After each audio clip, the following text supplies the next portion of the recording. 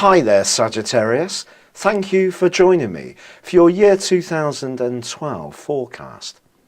The year begins with the Sun and Pluto side by side. They're not absolutely together, but close enough to have a real influence. This is known as the solar return, provides an insight into the background energy for you for the rest of the year. Now, this is generally a time when we're all making New Year's resolutions, and that can be something that you're planning to do or have already done as well. But I do feel it may be more difficult for you to free yourself from the calorific goodies of the Christmas season than just about any other zodiac sign. And January can turn out to be a surprisingly, sociable and interactive time. So letting go of enjoying yourself may be rather more challenging than you might imagine. There was also a solar eclipse in your sign which occurred at the end of November last year. This is encouraging you to invest in your individual talents as you burst into this new year. And with Jupiter, your ruling planet, also now going forwards, this began on Christmas Day after a 5-month retrograde, I do feel work issues can be positive for you in the first 5 or 6 months of this year. The next big change, however, occurs in the early part of February. Neptune, the planet of dreams, has been in an area over the last decade or more. On the whole, there was a brief gap last year, which has seen you be very inspirational when it comes to ideas, but at times maybe found it hard to shape them into something more constructive.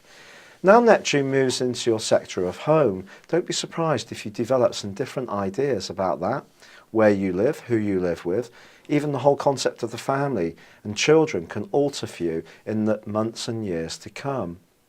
However, there is on the 7th of February the backward rotation of Saturn. Saturn's been working its way through your sector of friendship and future objectives over the last 2 years.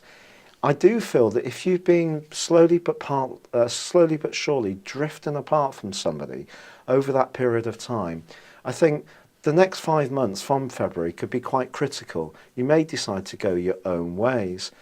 Also, it's possible that a long-term aim that used to be really important to you just loses its sparkle completely, and you're going to want to develop new ones. Now, there is a wondrous event which occurs on the 20th of May. Then there's a solar eclipse, and it's in your sector of relating. And some wonderful things can happen for you in the weeks and months to follow, but this is augmented by the move of Jupiter in June. Jupiter is the ultimate planet of happy-go-luckiness, of confidence. It's your ruler. It's what gives you that natural, larger-than-life personality. But as it moves into your sector of partnership, this is a very positive time to get hitched in the second half of this year, whether it's to someone you know already or someone you're about to meet. It is a very good time to reach out and forge more harmonious links with people in your world. Now, Mars is going to be at the top of your horoscope through to July the 3rd. This can give you a lot of clout and a lot of extra confidence, but you need to use it wisely, because if you don't, someone somewhere along the way could see you as being a little bit too much of a dominating character. You can get the first taste of this in the early part of February, so it's going to be important to use its power wisely.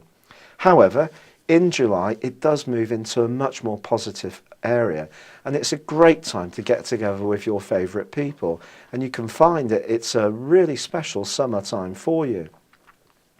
In October, Saturn does move, however, and it moves into a more psychological area. Essentially, over the next 2.5 years, you're going to be bringing to an end things you've started long ago. It's a time of closure, but it's also a time of becoming much more conscious of what makes you tick at a deeper psychological level. Then there is, in November, a solar eclipse in this area too. This can be quite challenging in some ways.